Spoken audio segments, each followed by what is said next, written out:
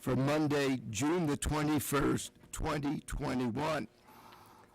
I have a short preface. This is the first time, I believe, in close to 14 months that we've actually been meeting in person, Village Board plus our audience. With Skokie and the entire state of Illinois now in phase 5 of the Restore Illinois plan and the lifting of restrictions on in-person gatherings beginning this evening, Monday, June 21st, 2021, Skokie Village Board meetings will return to in-person in the Council of Chambers at Village Hall, 5127 Oakton. The board meetings begin at 8 p.m. and will continue to be broadcast live on the village's YouTube channel, as well as on Skokie Vision Cable Television Channel 17, Comcast, and 25 RCN. Meetings are also rebroadcast on the cable channels in the weeks following each meeting, and the videos are archived on the Village YouTube channel. In keeping with guidance from the Centers of Disease Control and the Illinois Department of Public Health, members of the public who wish to attend board meetings should be prepared to practice social distancing, and masks should be worn by any individual who is not fully vaccinated. Public comments may still be submitted to publiccomments@skokie.org.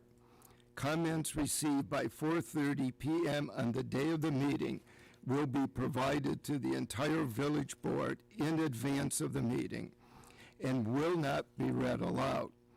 They will be acknowledged by the village manager, and if unanimous consent is granted, they will be made a part of the official record of the board meeting and will be accessible to the public. They can also be mailed or hand-delivered to Skokie Village Hall, attention Village Manager's office, or they can be placed in the exterior drop box on the west side of Village Hall.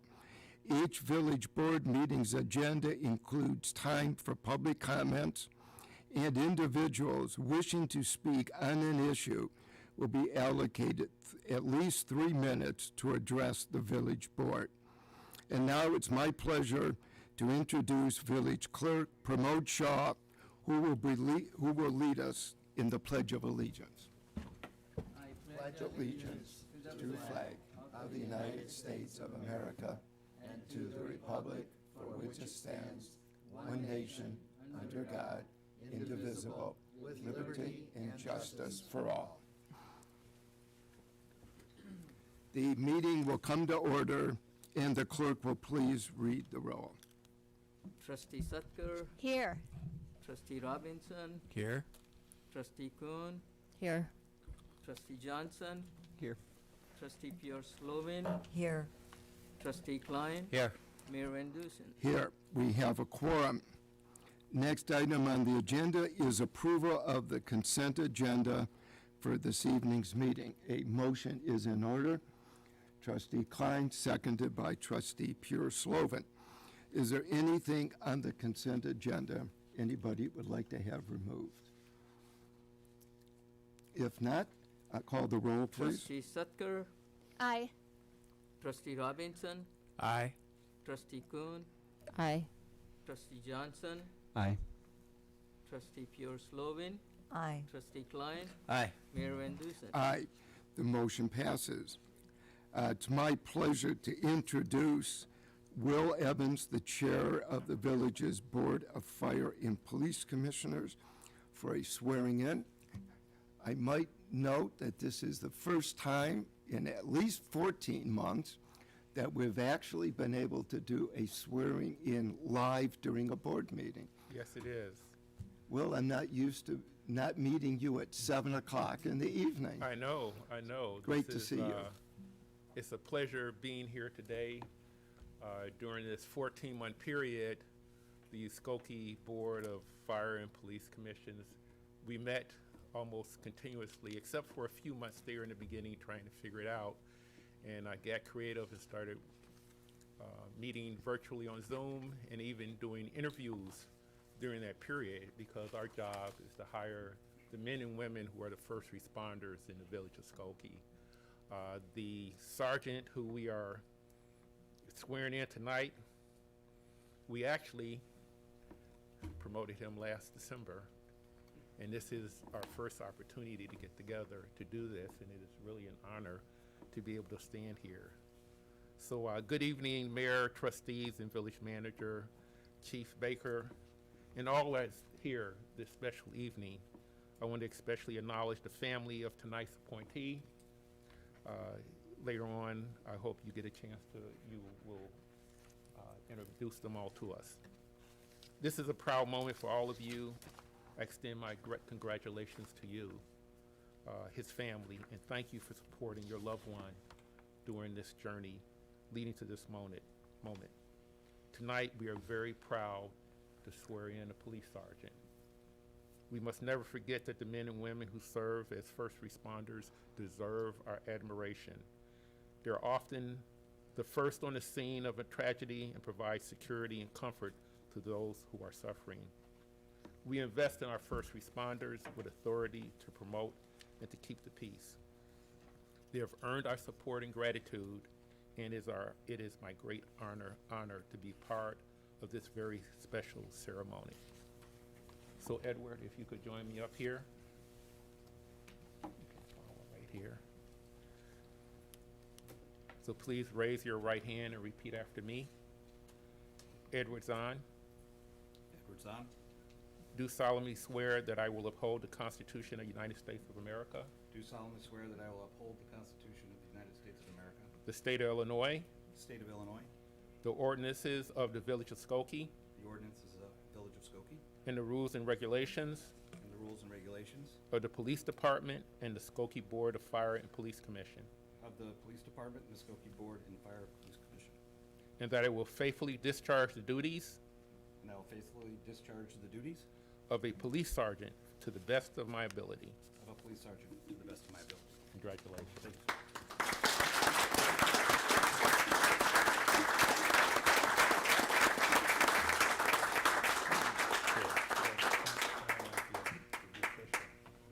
Sign your life away. Thank you.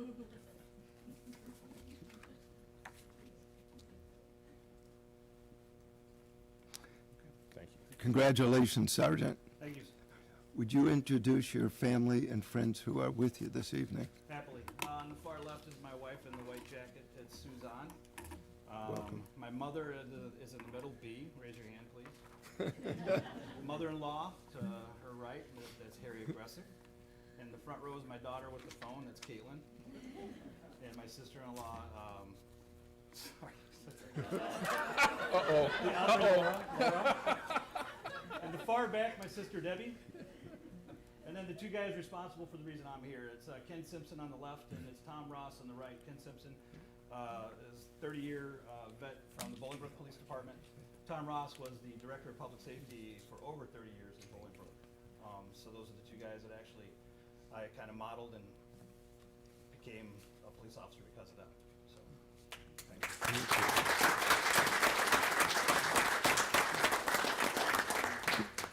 Well, as the chairman noted, we are immensely proud of our police department. They are the ones who keep us safe. Also, you're the ones, along with our fire department, that always arrives on the scene of maximum danger. And we salute you and we thank you for everything that you have done previously. We thank all of your comrades who are here this evening. We're proud of you, and we look forward to seeing you back here for future promotions and social events. Congratulations. We're very proud of you. Thank you,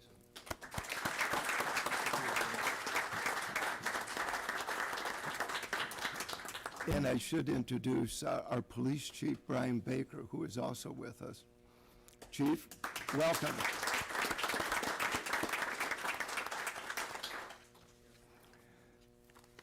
Next item on the agenda is report of our village manager, John Lockerbie. Thank you, Mayor Van Duzen, and good evening, everyone. Item A is regarding the adoption of the fiscal year 2022 budget, water rate, and refuse fee. The memorandum that's included in tonight's packet is a summary of actions and decisions made by the Mayor and Board of Trustees during their review of the fiscal year 2022 budget. These actions are the result of 3 public hearings conducted by the board in May. In summary, the final fiscal year 2022 general fund budget or operating budget at $59,836,127 is a 3.5% reduction from the original FY21 budget. This is a result of cost control measures. All funds, including water, pension, economic development, motor fuel, and local fuel tax, self-insurance, general obligation bonded debt, tax increment financing, federal aid, Performing Arts Center, Convention and Visitors Bureau, Special Service Areas, Wireless Alarms, and Capital Improvement Program total $125,836,572. The budget requires increased funding, including a 7.5% water rate increase and the establishment of a phased-in monthly fee starting at $8.75 for the first year of refuse services. I respectfully request Mayor and Board approval of the fiscal year 2022 budget and to authorize Corporation Counsel's office to draft the necessary ordinances. A motion is in order. Trustee Sutker, seconded by Trustee Robinson. Are there any comments or any questions? Boy, all of a sudden, half the audience is gone. I had to stop for a second. Call the roll, please. Trustee Sutker, Aye. Trustee Robinson, Aye. Trustee Kuhn, Aye. Trustee Johnson, Aye.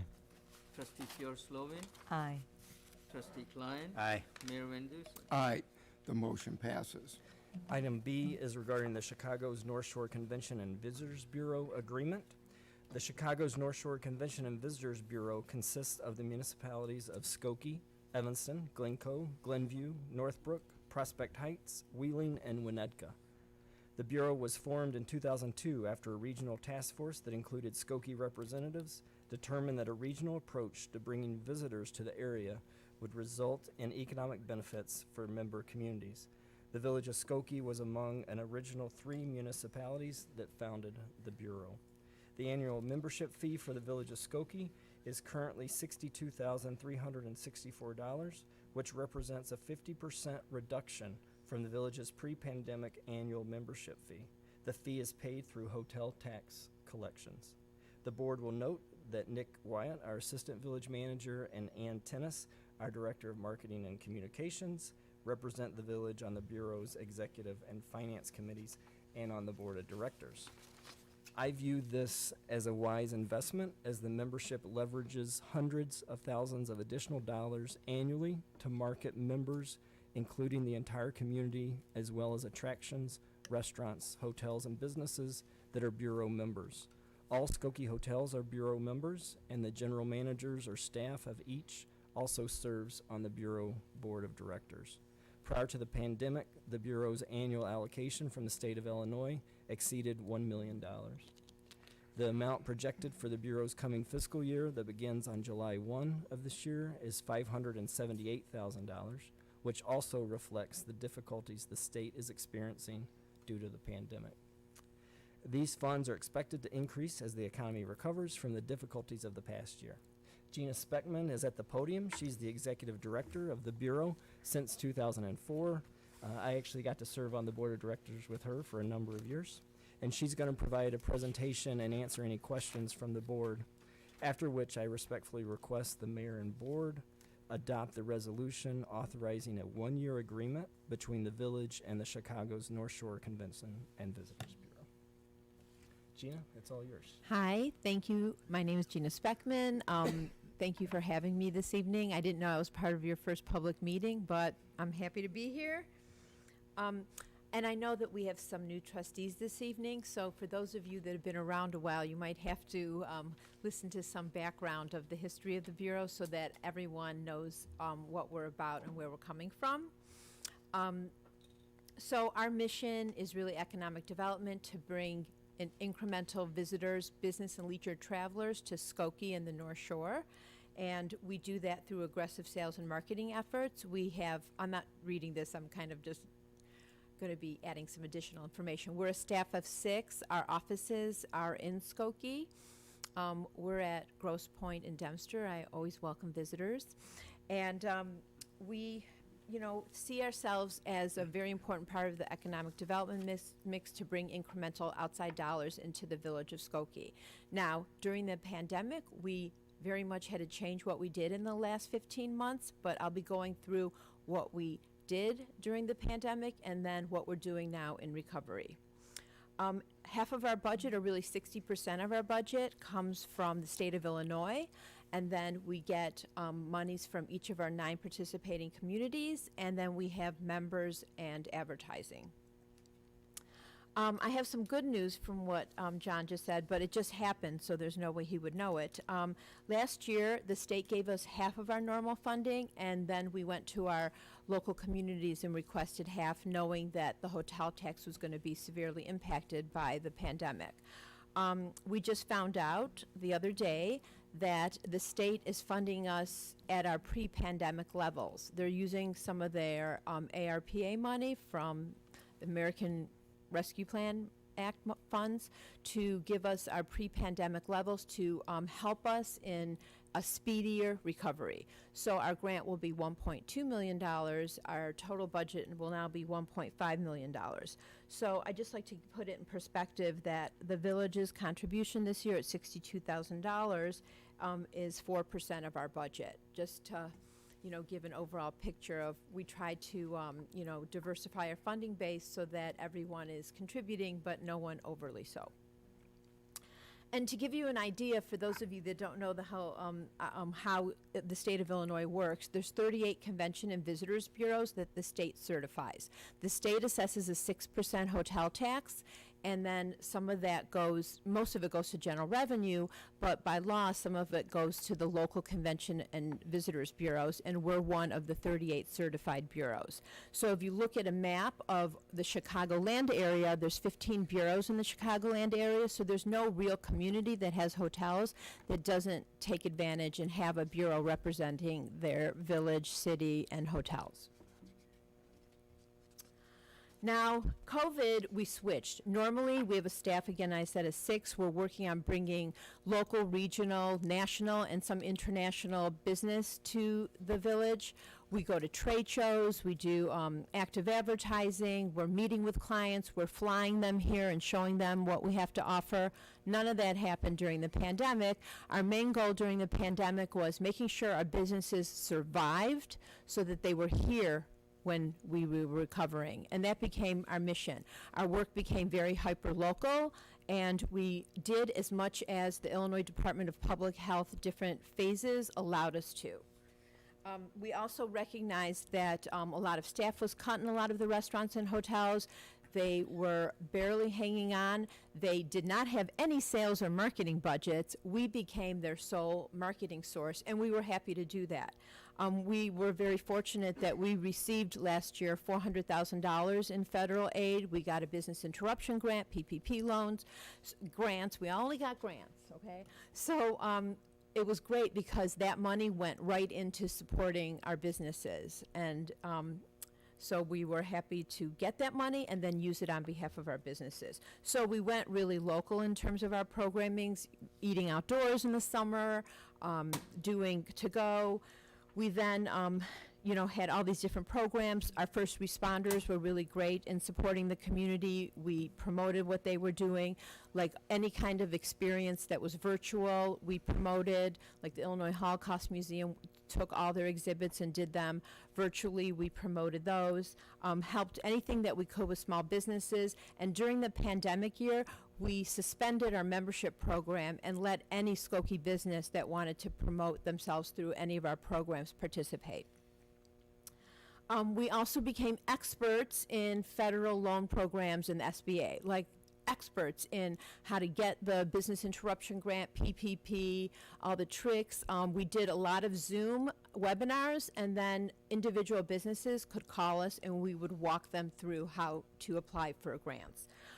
Because like many of us, they didn't know what they were doing. They were just trying to stay alive. So if we could help them get these funds, we did. And, you know, we were successful in a lot of cases. We were really happy about that. We did paid social media. So just really quickly, we do a lot in the social media space in general for travel and tourism.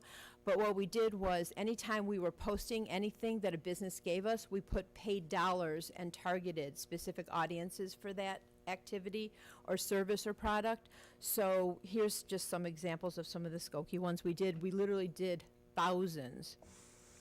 And then what we did was with the hotels, you can't really see this listing really great, but we went and changed our software so we could identify all the COVID protocols that the hotels were administering. And then we also did 360 video of all our hotels so that planners that were not allowed to travel and stay-at-home orders, they could go and look at the hotels and stand in the parking lot, look at the hotel, walk in the front door, they could visit it as if they were seeing it in person, but it was virtual instead of just still photography. And all of our listings that use this also became part of their permanent Google listing when you look up any of those properties.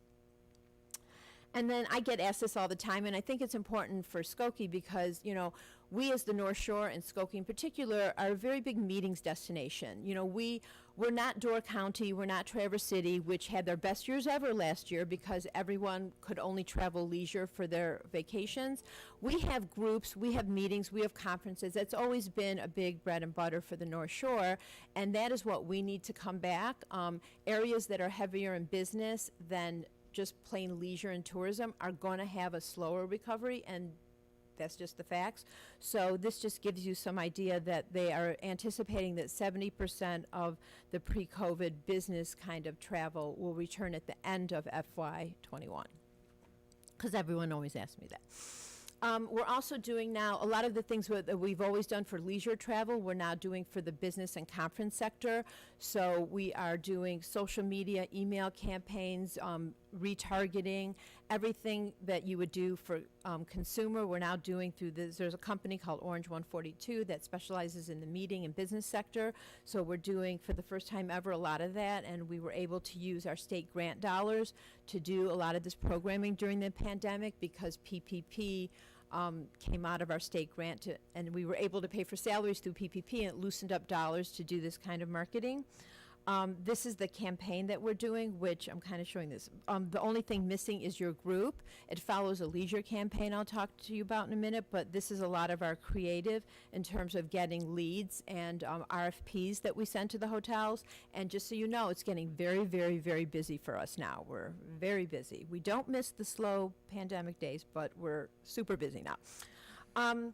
And again, we market still a lot of leisure. Even this summer, it's going to be mostly road trips and leisure travel. So we try to market everything that you have to offer. You know, your farmers markets. A lot of people can stay in Skokie to go to Cubs games. You know, anything that there is to do that we can package and then repurpose. You have now Sketchbook here. That's very popular. Anything that we can find an asset in the village that we can promote and package with other things of interest that are similar, that's what we do. We have hundreds of different topics like this, blog topics that we do. We do leisure marketing advertising by sector, so it's event marketing, it's retail, restaurants. We always try to find different people where they're at, whether by demographic, age, interest, something to get them to want to come here. We did our restaurant month. It was our 14th year. We did it takeout edition because now, you know, that we're out of the pandemic, remember back in February, we were still shut down. So we did a takeout edition, and people expect our restaurant month because, again, we've been doing it for 14 years, so we didn't want to not do it, but it was a takeout one. And then a lot of our restaurants and hotels are having a hard time finding staff. I'm sure you hear about it. It's a national issue. We created a job board so any business could send us their needs, and we marketed our job board, you know, through digital means to a lot of different sectors of people that would be viable to come to the North Shore to work, and we know issues of transportation and pay and blah, blah, blah. So we did a lot of, like, we used our digital marketing skills to also market our job board to help our hospitality businesses with staffing issues. We have our local newsletter that has about 14,000 people subscribe to it. So that's like what to see and do. It comes out the first business day of every month. If you're not signed up for it, please sign up or let me know. I'll be happy to include you. And then we have one that goes out to a regional client base that is to get people to come here and stay overnight. So it goes out for 3 or 4 months in advance promoting what we have to do in the area. We were a partner with the Chicago Metropolitan Agency for Planning. They gathered us, the Convention and Visitors Bureau. They had a tourism committee, and Choose Chicago, the city's bureau, led the way, and they donated the use of their ad agency, and they came up with a campaign that we all bought into. That campaign goes through September, and I'm hoping that we are going to extend it for way beyond. We are all, the suburban Cook County bureaus have a funding ask in for ARPA money from Cook County, which is new for us. So the campaign is The Only Thing Missing Is You. If you go to Visit Chicagoland, you could see it.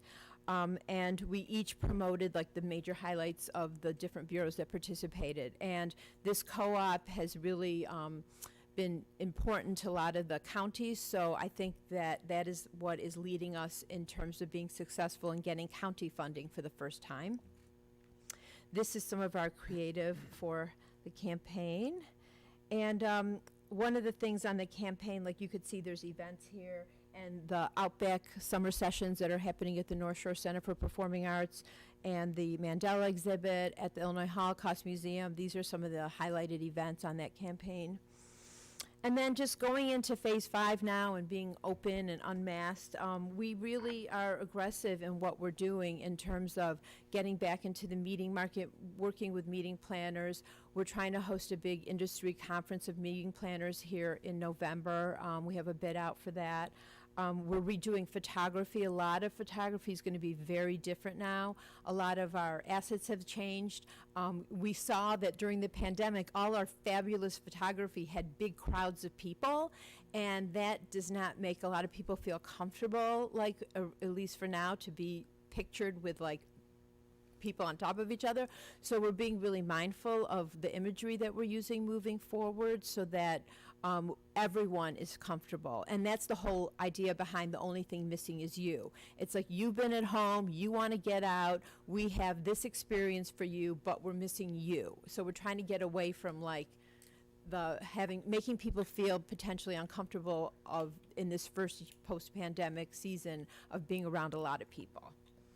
And you know, we are just, you know, we're going to have meetings in a different way now. There's always going to be a virtual component to any meeting. I've been asked, do I think that's going to mean less meetings?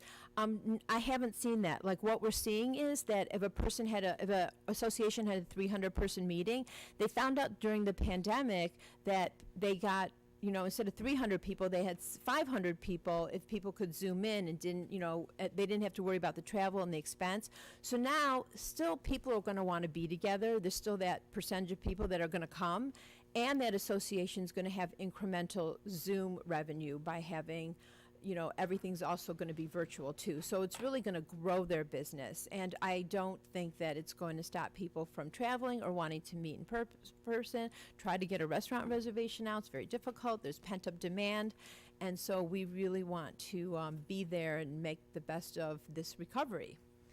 And I think that's it. And I love questions.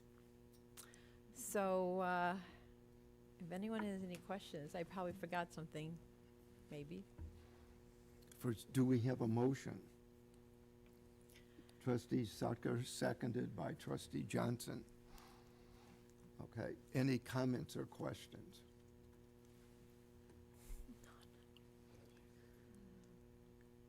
Comprehensive job. You were spellbound, thank you. Great job. You just are not used to Gonna be- this, so you're... We'll get ourselves back into shape. Thank you, Gina. Thank you. Great job. Call the roll, please. Trustee Sutker, Aye. Trustee Robinson, Aye. Trustee Kuhn, Aye. Trustee Johnson, Aye. Trustee Pure Slovin, Aye. Trustee Klein, Aye. Mayor Vendus. Aye, the motion passes.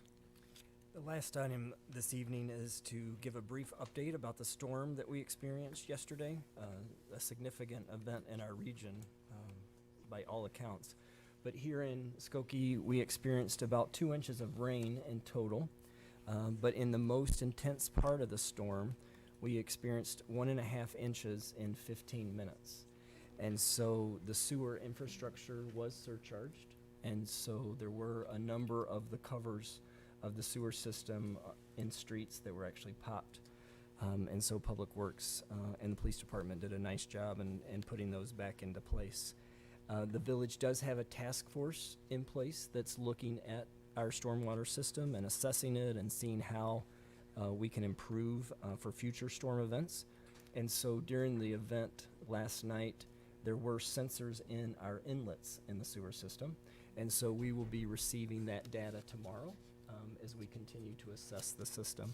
And so we look forward to seeing what data we collected during that significant event. And Max Slanker, the Director of Public Works, is leading that charge.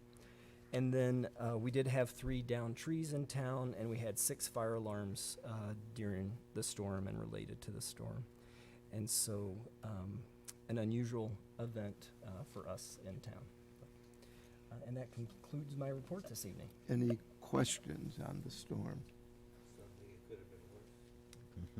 Yeah, the wind, we were very lucky in the wind regard, and so it could have been a lot worse. We did sound the sirens, and since there was a tornado in the area, the sirens were sounded, but we did not, of course, experience that in our area.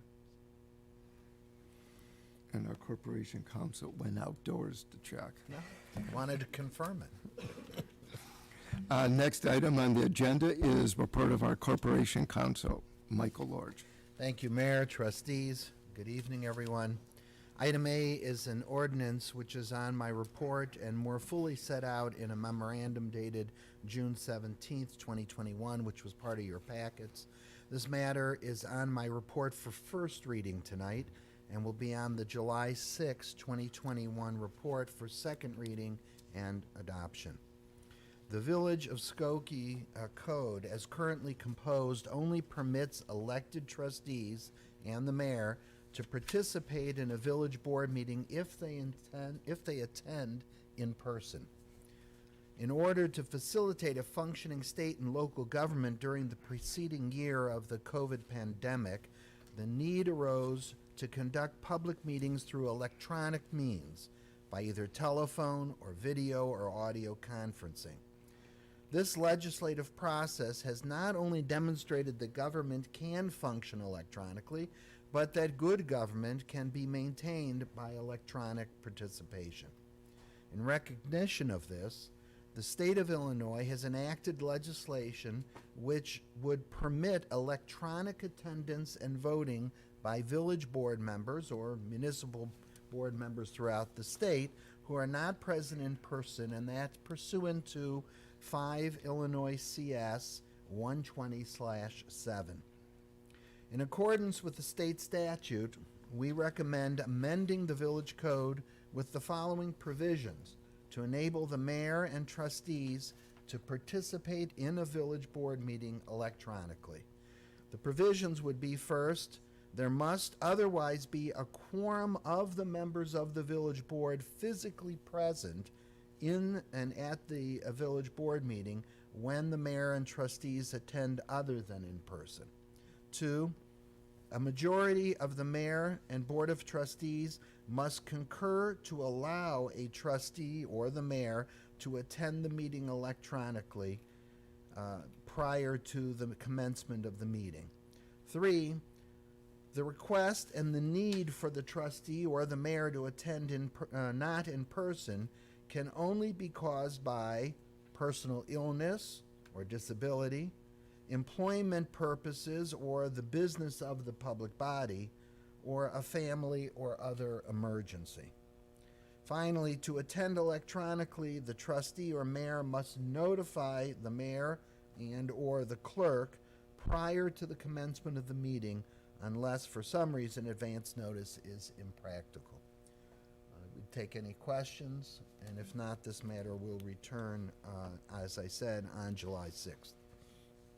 And I might note, this is something that we have hoped for quite a while, and our state reps and state senator have been very helpful to us in getting the appropriate state statute amended, so we thank them for all of that. And they actually inquired of us what types of provisions and standards would be required. Sure. What happens if there isn't a quorum because people are sick? Then the meeting would not be able to proceed. There'd have to be a quorum in the room. In fact, even during COVID, when under the emergency provisions, you could have electronic meetings, even there they required at least one person. It didn't have to be an elected official, it had to be a representative of either the village manager or corp council. Someone had to be present in the building. In this case, they will require, the statute requires at least a quorum. So if unfortunate circumstances are such that every large number of trustees are ill, the meeting would not be able to proceed. Okay. Because we wouldn't want people to come sick, especially since we know of Or it, COVID. or it means you all ate at the same restaurant before the meeting. Okay, thank you. Not in Skokie, of course. I'm not touching that one. Yes, So that will be on the July 6th. agenda for July 6th. That concludes my report. Thank you. Under new business, Trustee Johnson has a motion that he would like to make, and with which I concur wholeheartedly. Trustee? Oh, thank you, Mayor. I'd actually like to make two motions this evening, one concerning our boards and commissions, and the other concerning public comments. For the first, at the last board meeting, it became apparent that the village's longstanding practice of not allowing elected officials to serve on boards and commissions hadn't been included in our village code. So I'd like to make a motion to make our kind of unofficial policy an official policy. So I'd like to move that the village board instruct the corporation council to prepare an ordinance to amend our village code, specifically Article 7 concerning boards and commissions, to stipulate that elected officials are ineligible for membership on our village boards and commissions. Okay. A second to that would be in order. Trustee Sutker. Call the roll, please. Trustee Sutker, Aye. Trustee Robinson, Aye. Trustee Kuhn, Aye. Trustee Johnson, Aye.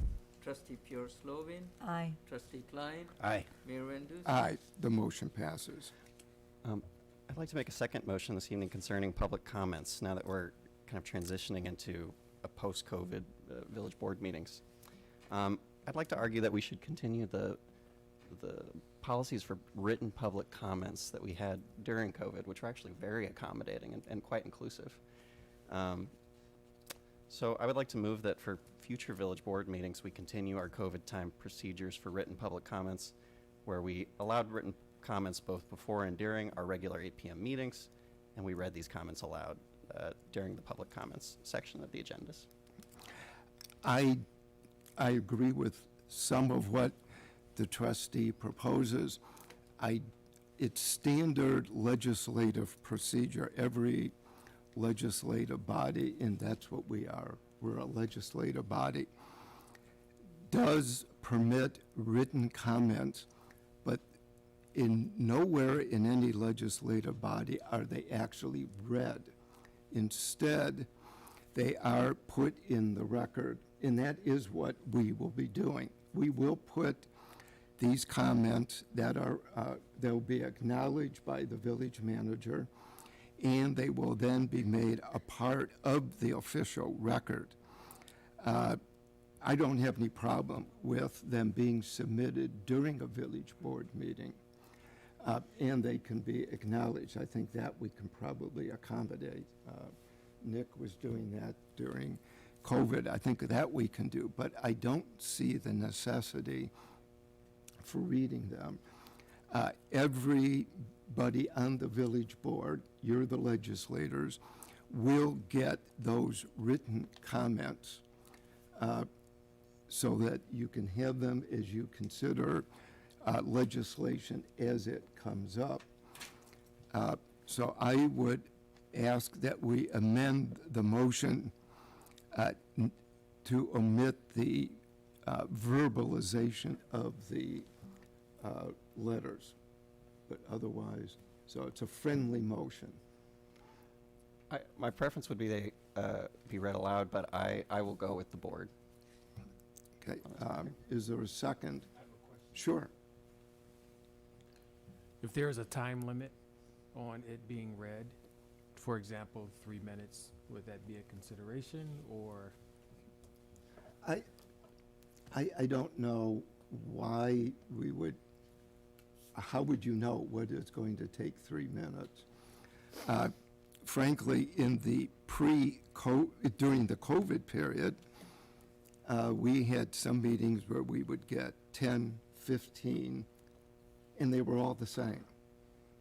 It's mind-numbing to have John sit here and read the same letter 15 times. I mean, it's, quite frankly, that's senseless.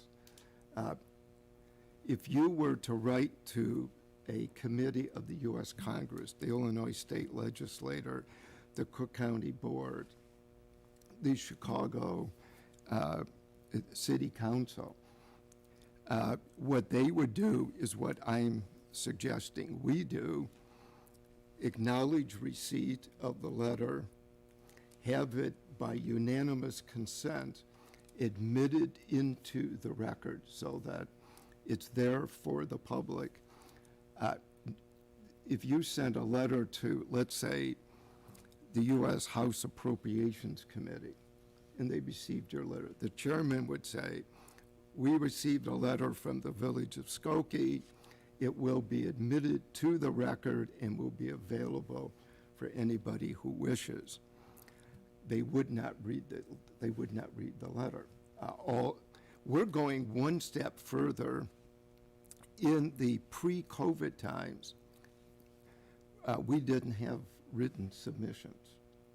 Here we are having written submissions, and at Trustee Johnson's suggestion, and I certainly have no problem with it, if somebody wishes to submit them during the meeting, so be it. That's fine, certainly. So it's a compromise in practical sense, but we're also expanding, I think, the public's ability to communicate with us in real time, as well as if somebody isn't able to make a meeting and wants to communicate with us. And you're the legislators. Can I ask a clarifying question? Sure. If these are in the record, am I correct that if someone wanted to read them, they would have to do a Freedom of Information Act request? No. No. Okay. The clerk's office will make them available. That's part of the motion. The understanding of the motion. If somebody asks the village clerk, can I get a copy of the submissions? We're not going to ask them to do a Freedom of Information. That's. Okay, just, thank you. Sure. All right, thank you, Mayor. Should we vote? Do we need to vote on the motion, or?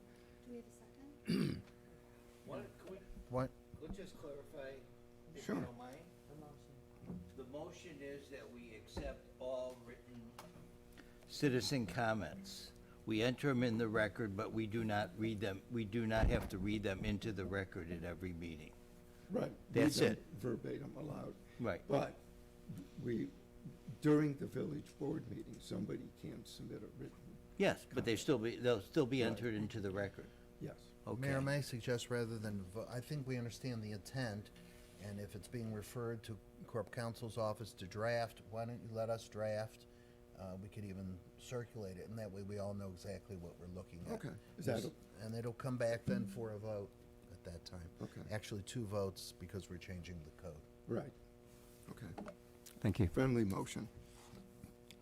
And Speaking of public comment, before I turn it over to John, however, I do want to acknowledge the passing of a dear friend, somebody who I think everybody here probably knew, Fritzie Fritshaw. She passed away on the morning of June the 19th. She had a certain quiet graciousness about her, but a very firm determination in her mission in life. She was a survivor of the Auschwitz concentration camp. She settled in Skokie, Illinois with her husband in 1946, became the president of the Illinois Holocaust Museum and Education Center. She devoted her life to combating hatred and prejudice. She inspired people to become upstanders rather than bystanders, and she spoke out to try and make our world a better place. She tirelessly fought hatred, telling her harrowing story of survival. She articulated her insights on current issues, including the rise of anti-Semitism and the refugee crisis. If anybody ever heard her speak, you couldn't but be touched. She will remain with us, however. The museum, as you may know, and if you haven't had the opportunity, I would encourage you to go see their hologram project. You sit there, and it's as though Fritzie and the others were there in person. She was just an amazing woman that had great grace about her in spite of the terrible tragedy that she faced in her life. And may her memory be a blessing to all of us. So with that, John? Thank you, Mayor Van Duzen. So for public comments this evening, before the meeting started, there were 3 letters that we received. All of these were forwarded to the board in advance of the meeting starting. It was Roland Simmons from 78 Williamsburg Road, Carrie Bracton, and Maggie Vandermeer. And then during the meeting, the Abolition Coalition of Skokie just sent in a comment. Okay. And with unanimous consent, all of those will be entered into the record. Did anybody have a comment they would like to make? Bonnie?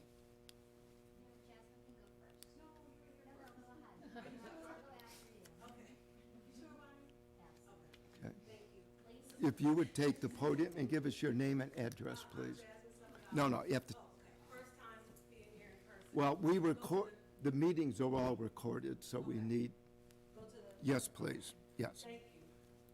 I'm one of those folks who will probably have to send in comments electronically because I have a little one at home and I just got her to bed. That's why I was so late. Are the doors typically locked here? No. The door was locked when I came? Is this the door you typically would enter? Yes, the exterior door or the interior door? Actually, both doors to get into the building were locked. Oh. The young lady that was cleaning helped me get in.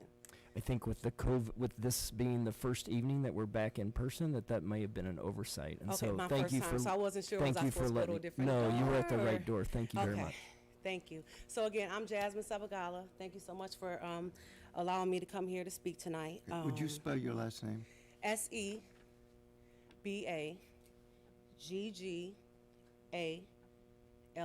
Oh, okay. Okay, so I prepared a statement. I'm just going to go ahead and read it. And I addressed this to Chief Baker as well because it's about documenting hate crimes here in Skokie. Hello, Chief Baker and Village of Skokie leaders. We hope this email finds you well. We are writing about the rise of hate crimes in Skokie. When hate crimes against Black, Asian, and LGBTQ plus Skokie residents, are not properly categorized and reported to the public by the Skokie Police Department, white nationalism will grow. According to the Illinois General Assembly, a person commits a hate. I won't read the whole statement here from the Illinois General Assembly. I sent it to you. But basically it says that hate crimes can be against people and also property. So the statement that hate crime and vandalism of words on property not being a hate crime, it's just not true. So I'm just going to say that, and I know you all are good readers, so I won't go through the whole statement there. So basically, we just believe that you must support and share evidence of hate crimes with our community. Please do not allow white nationalism and white supremacy to spread in our community. The residents need to know the truth about what is happening so they can stand against the messages of bigotry, oppression, and racism that white nationalists spread, and the intended targets of these crimes need to be aware of these incidents for their safety and protection. We understand that white nationalism is on the rise. White nationalist groups are targeting young kids with their messaging. In Skokie, some parents openly share their support of white nationalism during a public meeting, May 18th meeting over at Fairview, and we've included a clip for you in our letter that we sent.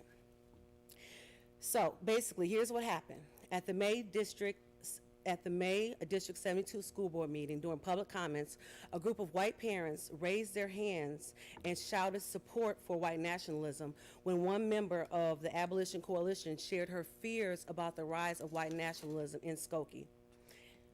During the same meeting, a parent from the same group questioned the need for a gender-neutral bathroom. The parent was just like, why do you need that? Because we have gender-neutral kids in our community. BIPOC and LGBTQ plus community members are not safe when hate crimes are not categorized as such, not publicized, not condemned, and the perpetrators of these crimes are not held accountable. That's why we believe that you need to read the statements that come into you, because there are a lot of community members that do not know what is happening in our community. BIPOC and LGBTQ plus residents deserve to be protected by the Skokie Police Department and the criminal justice system too. I'm sorry, I'll pick that up. We can't stop the spread of white nationalism, racism, if we don't admit that racial injustices and hate crimes are on the rise in Skokie and across the country. The 5 hate crimes listed below occurred within the last 7 months and were not categorized as crimes or shared with the public. According to the Fairview administrator, a one-word racial slur was written in chalk on the sidewalk south of the building near Shack Park, along with several crass drawings, and that was during the kindergarten open house. So parents come to bring their babies to the school, and they see all these slurs written on the playground. This is the next event. Obscene emails with racial slurs were sent to the D219 students and staff members. Horrible emails. I didn't include that because they were so nasty and so horrible. More than one garage in the Fairview neighborhood was vandalized with racist messages and symbols. It was not considered a hate crime. It was not reported as a hate crime. Graffiti was found near the AMC theaters. The messages were white lives matter, nigger, Jews will not replace us, neo-Nazis. On Monday, we will bomb Village Crossing, I hate Jews, Kike, Big Gotcha, I think that is, and Calvin was here, and nigger. This is in our community. We must share this with community members. We are not safe. No one here is safe. Our kids are not safe as long as this is happening and being covered up. We must expose it. According to the Illinois General Assembly, the messages tagged near the AMC theaters and the incidents listed above are hate crimes. We need the leaders of our community to document the hate crimes and hold the offenders accountable. I know some of you are looking at the clock. I'm trying to hurry up, but this is some very important information that I'm sharing here. Please categorize the incidents listed above as hate crimes, publicize hate crimes against the crimes that target BIPOC and LGBTQ plus residents with haste, and take a public stand against racism and oppression. Thanks very much for your attention to this very important matter in Unity, Abolition Coalition of Skokie. Hey, let me just be very clear on one thing. We do find what you've just pointed out to be abhorrent.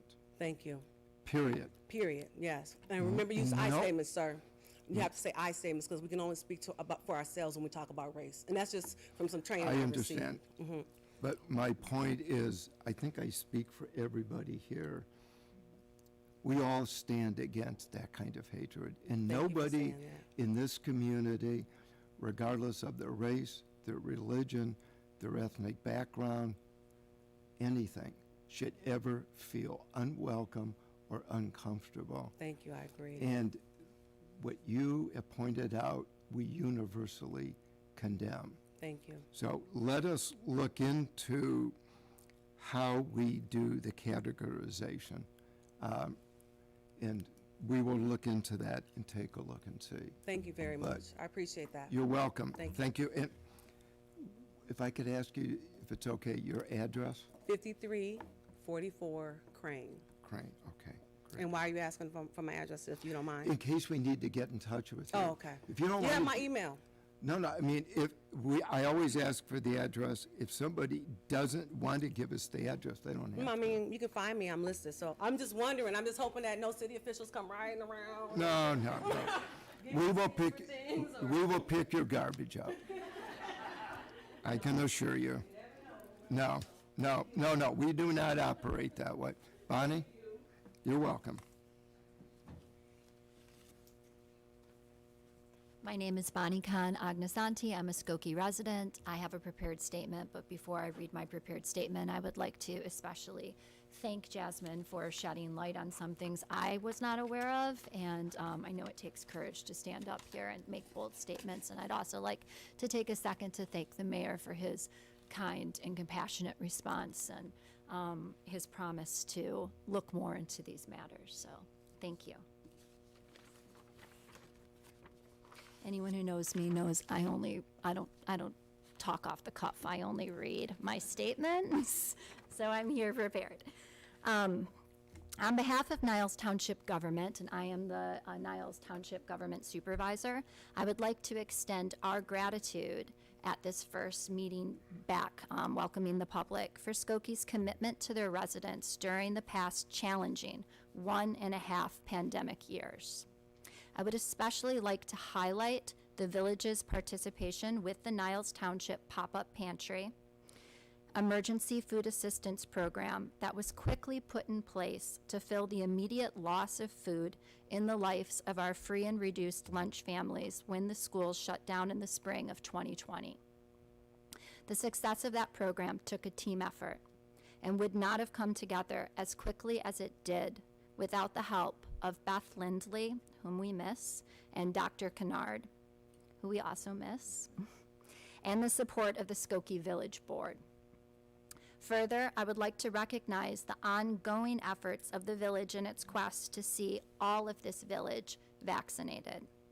The Skokie Health Department, under the new leadership of Michael Charlie, and the Village Board have been heroic in this pursuit. We are so grateful for your work to keep this village safe and healthy as we continue to recover from the COVID-19 pandemic together. Niles Township looks forward to continuing to work together for the betterment of our shared community. Thank you.